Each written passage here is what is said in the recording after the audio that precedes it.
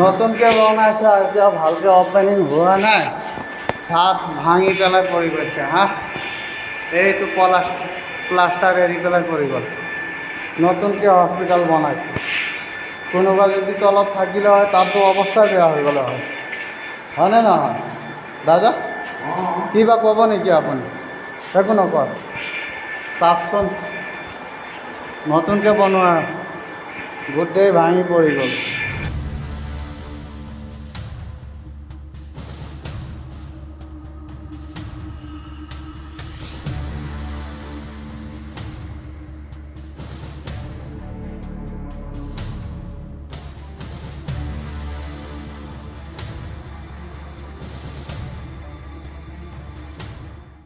ইয়াতে মানে কালি কেইজনমান ল'ৰাই তাতে ক'লে যে হস্পিটেলৰ ছাদটো ভাঙি পেলাই তলত পৰি আছে। যদি মানুহ থকা হ'লে সেই মানুহখিনিতো কিন্তু ডাঙৰ এটা ঘটনা হ'লে হয়। তাৰপিছত আজি মই আহিলোঁ আৰু কেইজনমান আমাৰ ৰাইজৰ ল'ৰাও আহিছে, আহি পেলাই চালোঁ কথাটোতো সঁচা, সেইখিনি বস্তু ওলাই পেলাইছে চাওক না। তাৰপিছত আজি এজন বিষয়া আহিছে, ব্লক ডেভেলপমেণ্টৰ মানে বিষয়া এজন, তেখেতৰ লগত পাতিলোঁ। তেওঁ ক'লে যে MLA ছাৰকো মই চিঠি লিখিছোঁ। তাৰপিছত মই আমাৰ ডক্টৰ চাহাব যিজন আছিলে তেওঁ গম নাপায় কেনেকৈ অপেনিং হৈ গ'ল। তাৰপিছত এতিয়া যদি এনেকুৱা হৈছে, পানীৰো ব্যৱস্থা নাই। আমি চবখিনি ক'লোঁ কথা, পাহাৰীয়া পানীৰ কি ভৰসা আছে? কালি হাতীয়ে ভাঙি দিয়ে তাতে পাইপবিলাক, তাৰপিছত পানী 24 ঘণ্টা 36 ঘণ্টা পানী নাইকিয়া হৈ যায়। তেওঁ আফচোচ কৰি আছে ইয়াতে, কৈছে মইতো আৰু যিখিনি ক'লোঁৱে মই, তাৰপিছতো এইখিনি কেনেকৈ অপেনিং হ'ল মই নিজে গম নাপাওঁ। হে, এইখন মুকলি হোৱাৰ খুব বেছি হোৱা নাই, খুব বেছি 10 দিন বা 14 দিনমান হ'ব। হে, এতিয়া ডাঙৰ কথাটো হ'ল মানে যদি এনেকুৱা পৰি যায় তে চবে ৰাইজে হেলমেট এটা এটা লৈ আহিব লাগিব। বলক আপোনালোকে ভিতৰত যাওক, গৈ চাওক। দুটা জেগাত থৈছে, তাৰপিছত ডাঙৰ এটা মানে বহুতখিনি মাল পৰিলে। হে, তাৰপিছত ওপৰৰ ফ্ল'ৰটো এনেকুৱা প্লাষ্টাৰ হোৱা নাই, একোৱে হোৱা নাই। হে,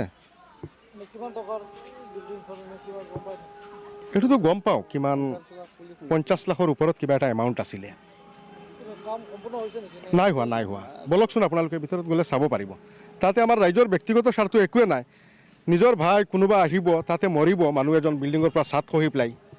হে, সেইটোৱে আৰু মানে বেয়া লাগিছে। এইটো আমাৰ মুখ্যমন্ত্ৰী ছাৰৰ ওচৰত আহ্বান কৰিছোঁ মই, এইখিনি আকৌ এটা ইনকুৱাৰী দি পেলাই বস্তুখিনি কৰিব লাগে।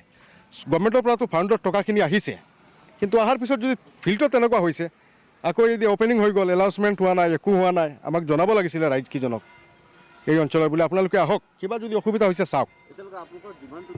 ডিমাণ্ডটো কি মানে বস্তুখন ধুনীয়াকৈ আকৌ ৰিপ্লাষ্টাৰ হ'ব লাগে, বা যিখিনি কাম আদৰুৱা আছে পানীৰ এটা ব্যৱস্থা হ'ব লাগে।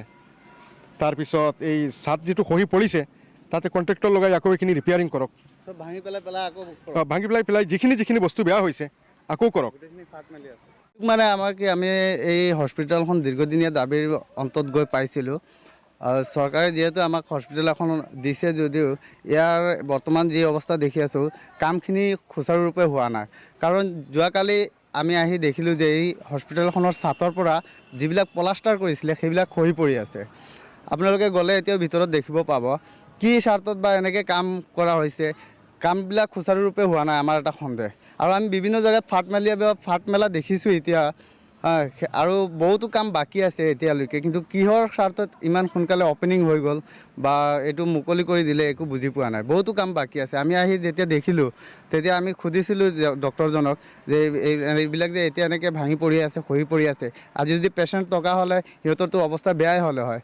পেচেণ্টৰ কথা বাদেই দিয়কচোন ছাৰ, আপুনি যদি ভিতৰত বহি ডিউটি কৰাৰ সময়ত ভাঙি পৰিলে হয়, আপোনাৰতো অৱস্থা বেয়া হ'লে হয়। নাৰ্ছ এজন থাকিলে নাৰ্ছৰো বেয়া হ'লে হয়। এতিয়া আমি যি অৱস্থা দেখিছোঁ এইখন হস্পিটেলত, এতিয়া হেলমেট লৈ চবেই আহিব লাগিব। ইয়াত বাহিৰত বৰ্ড এখন লগাব লাগিব যে হেলমেট 50টামান দিয়ক চৰকাৰে, নহ'লে যি অৱস্থা। নহ'লে চৰকাৰে ইমান সহায় কৰি দিছে এখন বস্তু, দীৰ্ঘদিনীয়া দাবী এটা পূৰণ কৰিছে যদি, বা ৰাইজৰ সহায়ৰ কাৰণে দিছে যদি, এই কামটো সুচাৰুৰূপে কণ্ট্ৰেক্টৰে কৰা নাই, ইয়াৰ কাৰণটো কি? গতিকে আমাৰ দাবী হ'ল কামবিলাক কণ্ট্ৰেক্টৰে কৰক, ভালকৈ কৰক, যেনেকৈ ৰাইজৰো সহায় হয় সেই হিচাপত কৰক। এইটোৱে আমাৰ দাবী। বিভিন্ন জেগাত ৱালো ফাটি আছে বৰ্তমান, আৰু পানীৰো ব্যৱস্থা নাই, বিভিন্ন ব্যৱস্থা হোৱা নাই। এতিয়া কাম কমপ্লিট হোৱাই নাই। কিন্তু মোটামুটি 10-15 দিন হৈছে। এইটো অপেনিং কৰিছিলে জিতু গোস্বামী ডাঙৰীয়া আহি, ব্ৰহ্মপুৰ সমষ্টিৰ MLA।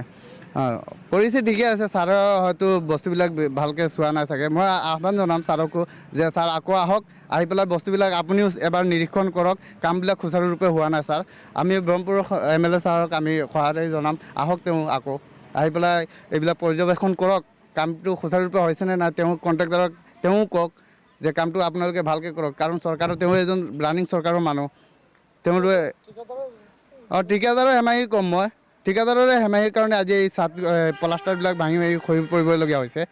গতিকে আমি MLA ছাৰক আপোনালোকৰ থ্ৰুৱেদি মই MLA ছাৰকো অনুৰোধ জনাম যে আহক তেওঁ আকৌ আহি পেলাই চাওক, এইবিলাক পৰ্যবেক্ষণ কৰক, কামবিলাক ছাৰ সঠিককৈ হোৱা নাই, যাৰ কাৰণে আজি খহি পৰিবলগীয়া হৈছে। এতিয়া ছাৰ আমাৰ এতিয়া চিন্তনীয় বিষয় হৈ গ'ল যে আমি এতিয়া ভিতৰত যে সোমাম, কি ভৰসা লৈ সোমাম, যদি ওপৰত মূৰত পৰে মোৰ ফালি চাব। গতিকে আমি আপোনালোকৰ সহায়েৰে এইটোৱে ক'ম যে কামবিলাক আকৌ সুচাৰুৰূপে কৰক, ভালকৈ কৰক।